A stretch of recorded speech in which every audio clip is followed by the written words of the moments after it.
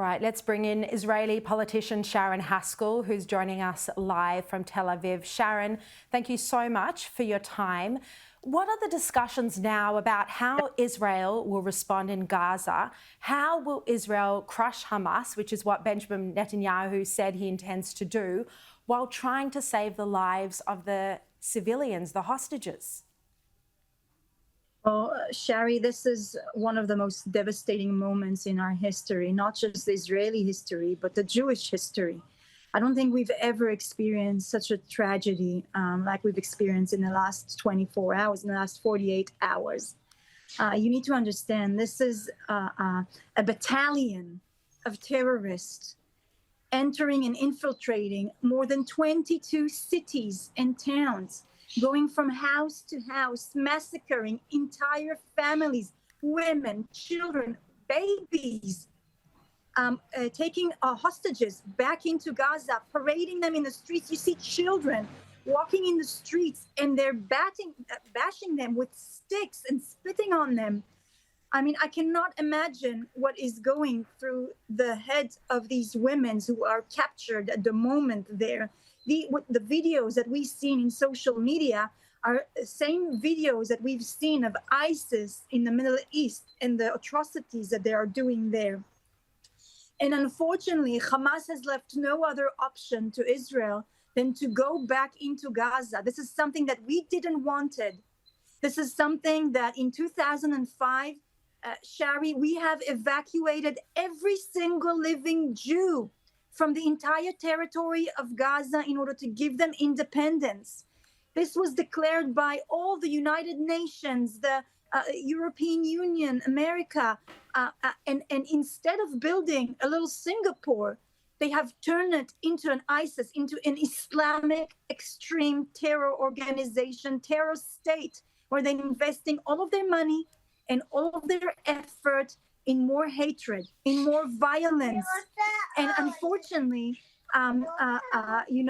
Israelis have paid a very, very heavy price in the last 48 hours. We are committed to go and... what are your hopes for being able to bring those 160 people, many of them women, back to Israel? Is this going to be possible?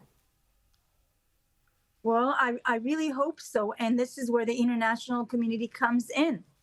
The pressure doesn't have to be only on Hamas, but it needs to be on Iran mainly, who is standing behind this vicious attack, behind this devastating tragedy.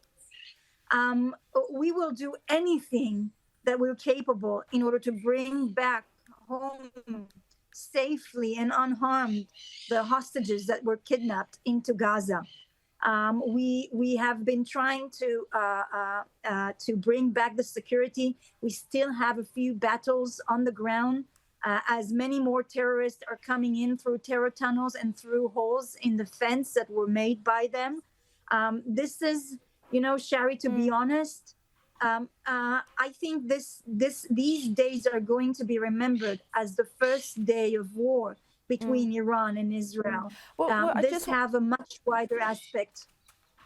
Well, I just want to ask you about that. So, there are reports in the Wall Street Journal that Iranian officials planned this attack against Israel. So you say this could be the first days of war between Israel and Iran. So is the Israeli government looking at retaliation against Iran? Look, it's not a secret. Iran time after time threatened in the annihilation of the state of Israel. I believe them.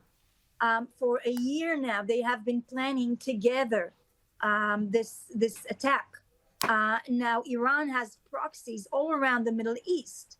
Iran has proxies in Lebanon, in Hezbollah, where they're sitting on the border. They have been already shooting mortars towards the border, the Israeli border.